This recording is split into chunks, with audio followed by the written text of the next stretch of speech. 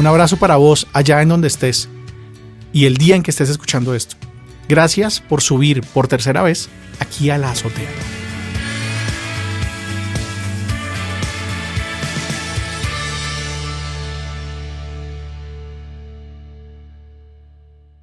Intentar contar algo de la historia que nos hace ser cristianos es a la vez una tarea y un atrevimiento.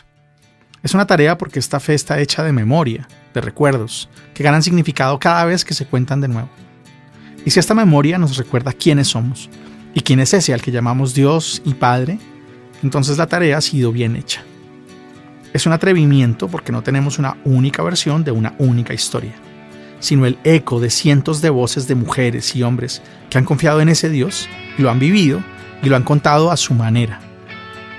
Y contar lo que ese eco significa para mí, aunque no solo para mí, supone aclarar y reconocer que también tiene otros significados para otras personas. No intento entonces decir cómo fue, sino cómo se ve desde aquí. Esta no es la historia. Esta es una de las versiones de la historia.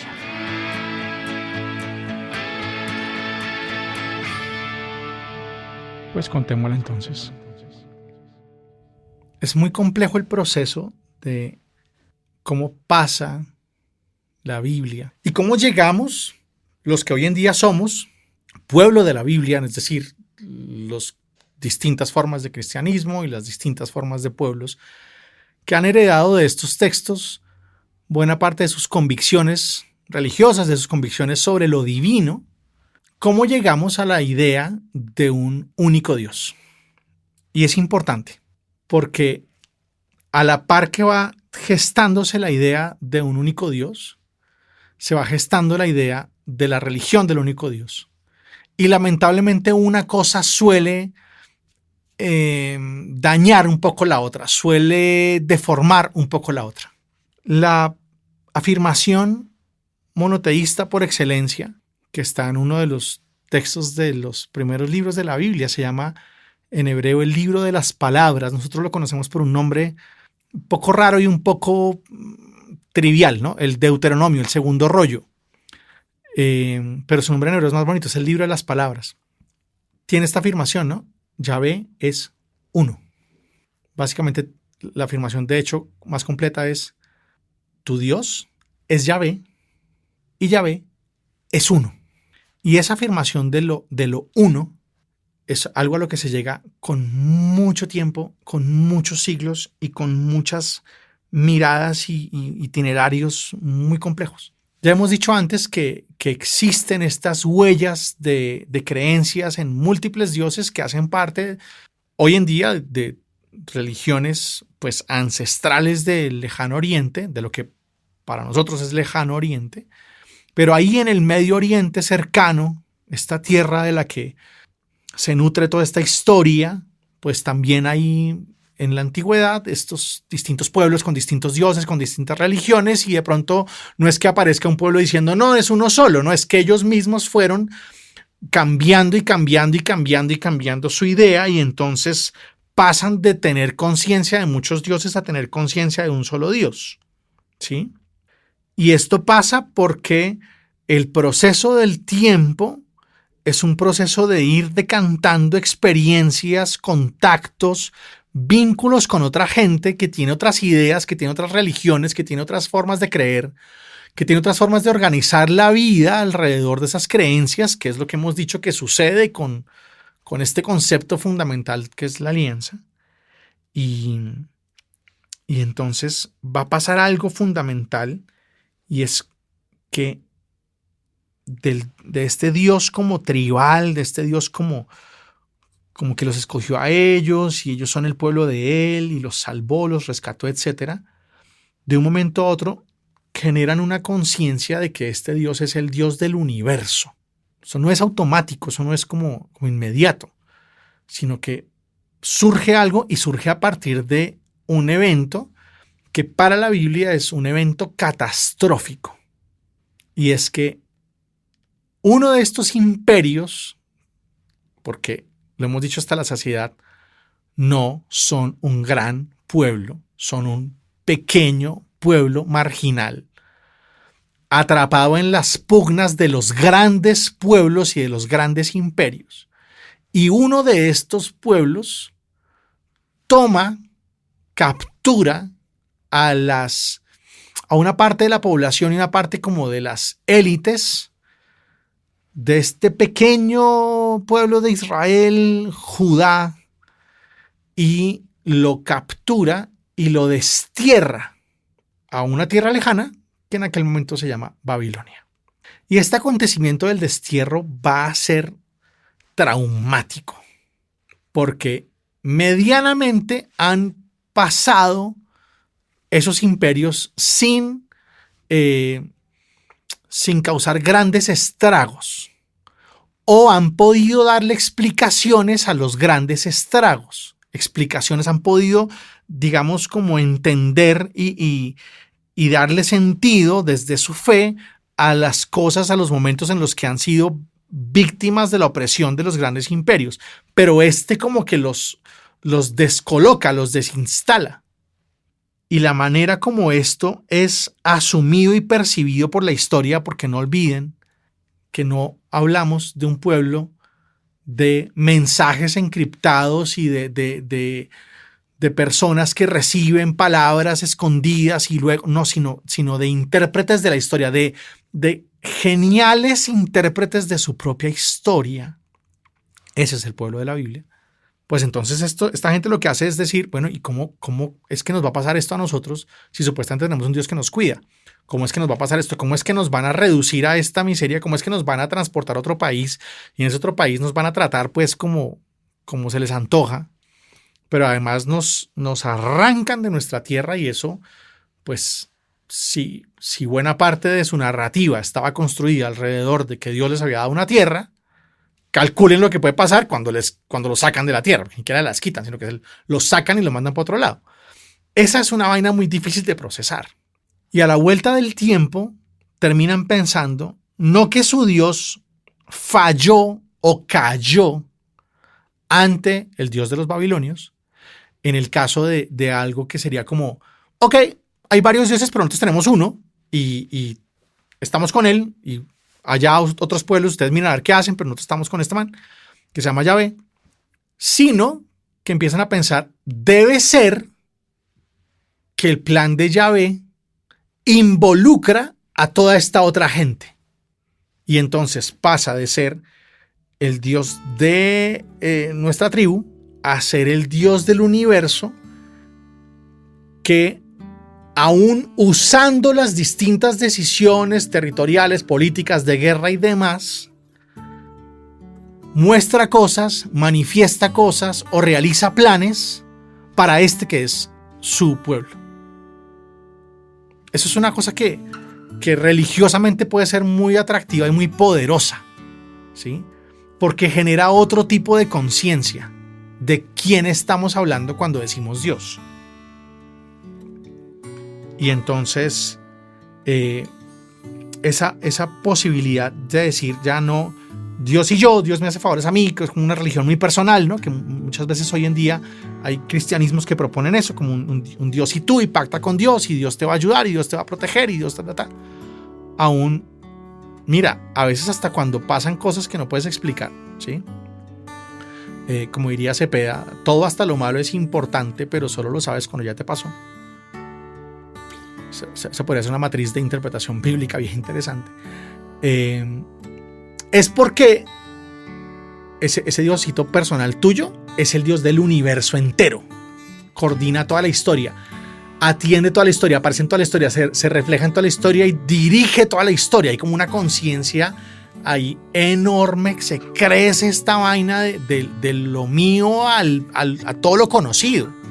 Ese es un momento muy importante que no surge de una reflexión filosófica, ¿sí? Surge de una mirada histórica y surge de un episodio complejo de la historia que necesitan entender, porque además allá van a sobrevivir y al final no la van a pasar tan mal, y al final se van a regresar y van a construir una cantidad de narrativas y de historias y de canciones alrededor de lo que fue vivir en Babilonia, ¿sí? Y además de ellas se van a traer una cantidad de cosas que permearon completamente su espiritualidad hasta el día de hoy, como concepción de todos estos seres intermedios y ángeles y vainas, que es una herencia babilónica. Principalmente babilónica, no eran los únicos que la tenían, pero digamos que desde ahí se puede rastrear muy bien esa herencia. Pero la manera de resolver el asunto es decir, ok, ya no es solamente el Dios de este pueblo, sino que es el Dios del mundo entero, del universo entero. Y entonces eso significa que esas imágenes, pequeñas estatuillas, otros nombres, esos poderes a los que se les concede como cierta confianza, esos imaginarios que hay sobre otros seres que gobiernan el sol o la lluvia o la cosecha o la guerra o el tiempo o el viento o lo que sea, ¿sí? O a los que se les ofrecen distintos tipos de rituales, en realidad son o ideas imperfectas, como concepciones imperfectas, o simplemente mentiras, ¿no? Como ilusiones, más que mentiras en el sentido exacto de la palabra, no son como ilusiones. Y empieza a concebirse que seguir esas ilusiones es una forma de infidelidad al Dios que dirige la historia completa, universal. Eso va hasta ahí todo bien. Hasta ahí es un gran paso, hasta ahí está chévere, hasta ahí tiene una lógica que luego, al encontrarse el cristianismo con la filosofía griega, van a decir, pero esta gente también estaba pensando lo mismo, simplemente porque la filosofía griega, por medio de la lógica, había llegado a una concepción de un único origen, ¿sí? De un punto de partida único, que era la famosa búsqueda del arjé. Entonces ahí como que encuentran una coincidencia, o sea, hasta ahí más o menos con que Israel haya llegado a la idea de que no era únicamente que ellos tenían un Dios y que era el suyo y que no iban a pararle bolas a nadie más, sino que ese suyo era la manera de entender quién dirige la historia completa del universo. Hasta ahí bien. El problema es que junto a ese monoteísmo empieza a surgir una religión que empieza a volverse un poco intolerante. Y ese es un problema fuerte de los monoteísmos. Y es que tienen la bendita tentación de ser intolerantes, porque Dios se convierte en un tótem. Dios se convierte como en un objeto protector. Y entonces quien lo posee recibe esa protección. Y si es uno solo, pues toda la protección de los demás no sirve. Entonces quien quiera acceder a este Dios tiene que venirse para acá, ¿sí? Y eso vuelve... esa conciencia ya no es una conciencia como de gratitud. Oye, qué chévere que el Dios de la historia esté metido en esta historia nuestra, que sería fantástico, hasta ahí todo bien, sino quien quiera tener contacto con el Dios de la historia nos tiene que pedir permiso a nosotros y tiene que pasar por aquí. Somos, como le gusta decir al Papa Francisco, somos la aduana de Dios. Entonces, siendo un pueblo que había sido el superviviente, pues, o sea, escasamente los sobrevivientes de una cantidad de tiranías y de imperios y cosas que hemos descrito, pasan a convertirse como una élite intolerante, no todo el mundo, pero sí la élite de la religión, en un desarrollo posterior que va a ser lo que se conoce como esa primera religión institucional de Israel, ya institucional y jerárquica en todas esas cosas, porque hay que ver cómo nos gusta una jerarquía, o sea, porque hay que ver cómo le gusta al ser humano andar centralizando cosas y entonces entregándole, como decíamos en un episodio anterior, toda la obediencia a alguien. Y entonces si hay un único Dios, hay un único representante, y si hay un único representante, él es el que escoge quiénes son los que le ayudan, o los ministros, o los personajes sagrados. Y si hay personajes sagrados, entonces hay unas formas de hacer sagradas, y hay unos rituales sagrados, y hay unos libros sagrados. Mejor dicho, ahí ya se volvió esto una membresía de exclusividad. Entonces, la jerarquía genera centralidad. Y esa jerarquía, lamentablemente, es fruto no del monoteísmo, sino de la tentación que aparece cuando hay monoteísmo, de que, ok, está chévere que haya un Dios, está chévere que ese Dios dirija la historia, y está chévere que esa historia que Dios dirige también esté la mía, y entonces que yo pueda acceder a eso. Esa es una concepción maravillosa. Y creo yo que profundamente salvífica para la existencia de la gente. Para la mía lo ha sido. Para la de mucha gente que conozco. La vaina es: yo tengo derechos sobre ese Dios. Yo soy su representante, yo soy su manager. Y entonces esa centralidad genera ciertas especies de totalitarismos, ¿no? todos tienen que ser como yo, todos tienen que ser como nosotros.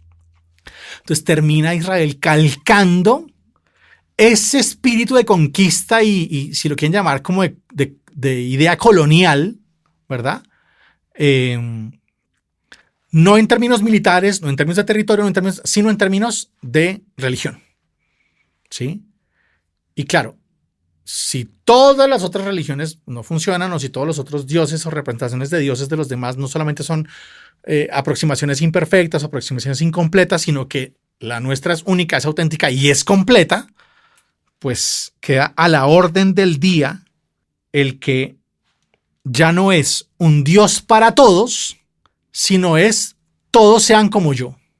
Y eso es una alerta que la Biblia va a tener bien clara. ¿Sí? Esa historia famosa que nosotros hemos oído, que es una historia legendaria y bien interesante sobre esa identidad del pueblo, que es la historia del gran patriarca Abraham, era lo que va a pasar con vos tiene que ver con mucha gente. O sea, esto que va a suceder aquí con esta historia de Abraham va a servir como luz para una cantidad de gente, va a impactar positivamente, podríamos decir el día de hoy, a una cantidad de pueblos distintos. Ese es el Dios para todos. ¿Sí? Ojo, porque lo que te estoy contando a ti no es para ti. Ojo, porque lo que te estoy contando a ti es para mucha gente. Esa debería ser una matriz de espiritualidad de cada persona que pisa una iglesia y de cada persona que pisa un grupo y de cada persona que hace una oración. Ojo, fantástica tu vida, constrúyela, vívela, arregla tus vainas, cree en Dios, ámalo, pero nada de lo que está pasando es para ti, sino es para que sea luz para mucha gente, para que otros se puedan arreglar su vida y ser felices y tener paz y construyamos y arreglemos un poquito este despelote. Pero esta tentación de convertir a Dios en un muñeco, porque es mío y porque yo sé quién es, y porque yo sí sé quién es el de verdad, hace que pasemos del Dios para todos al todos tienen que ser como yo. Y lo que pasa es que Yahvé no es un Dios de castas. Yahvé nunca fue un Dios de gente importante. Yahvé nunca, desde el principio de esta conciencia religiosa de Israel, Yahvé nunca fue una vaina de quiénes eran los de la camiseta negra contra los camiseta morada, contra los de camiseta blanca, porque estos son más importantes, porque es que estos llevan 4 años, porque es que estos son ministros, porque es que estos se ordenan, porque estos son servidores, porque aquellos se consagraron y entonces hay que hacerle más caso a estos. Nunca la historia pasó por ahí en términos de lo que Dios iba mostrando, de su predilección, de su, digamos como de hacia donde gira su atención, hacia donde se orienta su principal punto de atención, porque siempre eso estuvo en las viudas, en los huérfanos, en los forasteros, en la gente marginal, en la gente que no tenía las herramientas para hacerse cargo de su vida y para ejercerla en libertad, y ellos eran los que había que fortalecer, y toda la religión estaba creada alrededor, o por lo menos la invitación espiritual que fue convertida en religión institucional estaba creada alrededor de atendamos a estas personas para fortalecerles su dignidad, y por eso la justicia, y por eso el derecho, y por eso las acciones de los profetas, de los que hablamos en el capítulo anterior. Entonces, de ese Yahvé, con esa preocupación, pasamos al Dios emperador. Y la Biblia tiene un poco de esa mezcla, ¿no?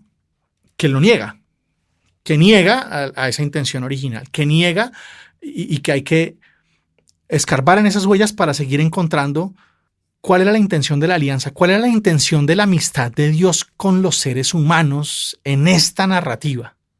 Y por qué esa preocupación por desposeídos y frágiles y personas con este tipo de condiciones complejas a causa de la injusticia, de la violencia, de la crueldad, de tantas cosas.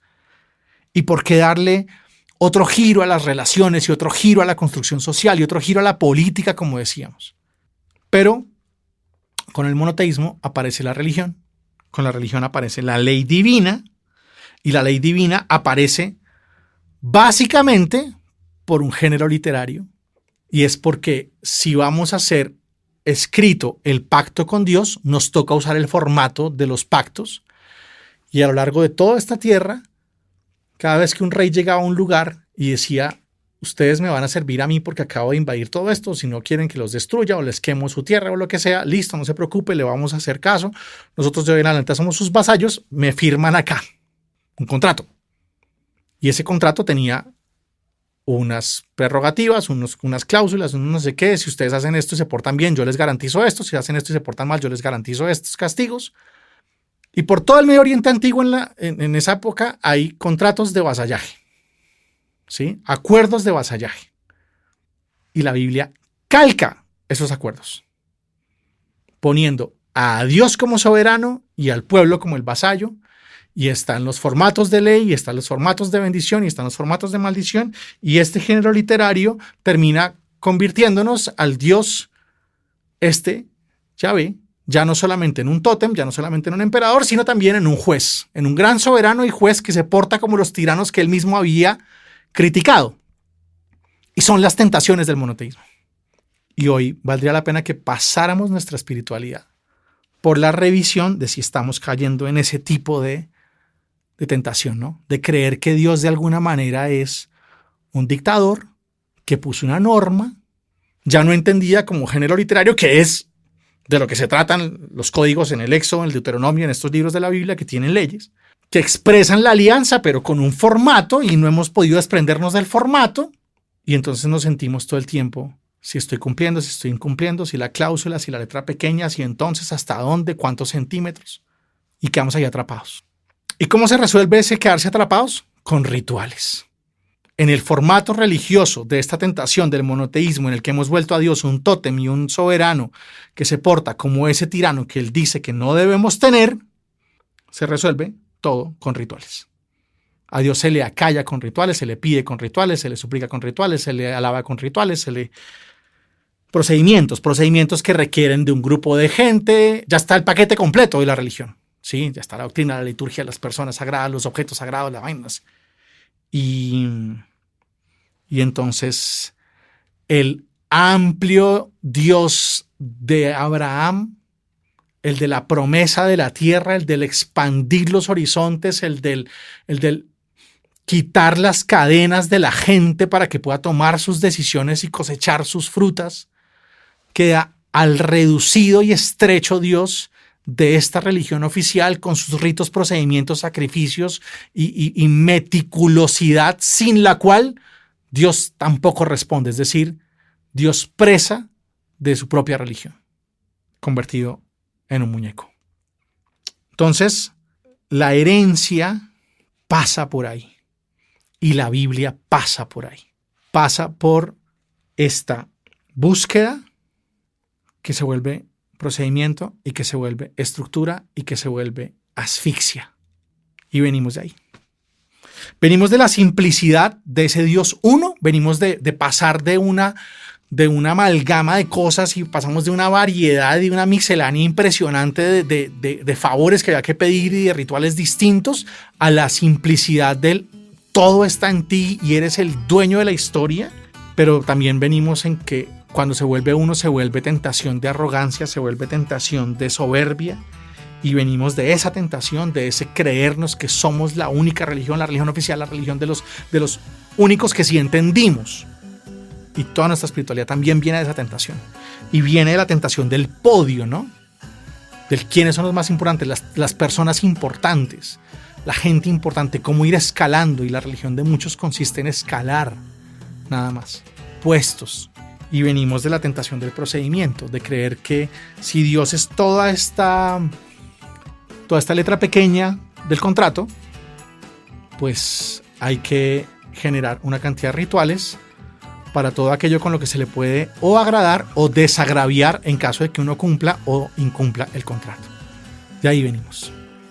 Lamentablemente replicando muchas todavía hoy, 20 tantos siglos después, 25, 26 siglos después de que empieza a originarse esta religión posterior al exilio, replicando muchas de las tentaciones que trajo esa maravilla de haber encontrado que el Dios era el Dios de la historia, era el Dios de toda la historia, que Yahvé no solamente era nuestro Dios, sino que era uno y que todo está en sus manos. Pero de ahí a la tentación ha habido un paso lamentablemente corto.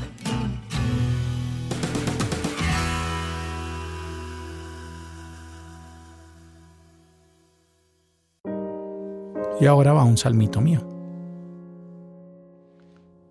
Yo confieso ante Dios todo bondadoso y ante ustedes, hermanas, hermanos, que practiqué los ritos esperando aprobación, que celebré liturgias orgulloso de entenderlas, husmeando en la impertinencia de los despistados de la rúbrica, que repetí respuestas bajo el indiferente techo de las catedrales, llenando el aire de monotonía, que sentí temblores en el pecho por mirar los gestos de un altar que Dios no pide, que canté tan conmovido aquellas frases que nada tienen en común con los sentimientos de Cristo, que confesé lo que me dijeron que estaba mal, negando la bondad del que todo lo hizo bien, que observé las normas escritas y recitadas de señores que no sabían lo que decían, que renuncié a cosas por las que luego reclamé a un cielo que jamás me las pidió, que acepté e hice mía una doctrina capaz de hacer la vida insoportable, antes de mirar con sorpresa la ligera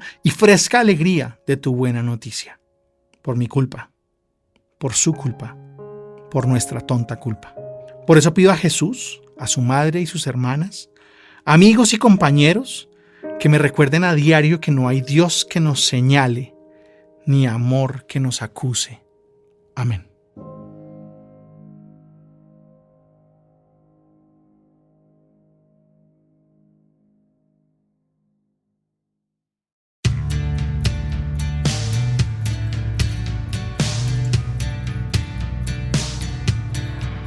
Bien, si algo de lo que aquí hemos contado tiene que ver contigo, es hora de que pienses, abraces y cuentes tu historia desde ahí. No olvides de dónde vienes. Benditos los oídos que escuchan y las manos que comparten.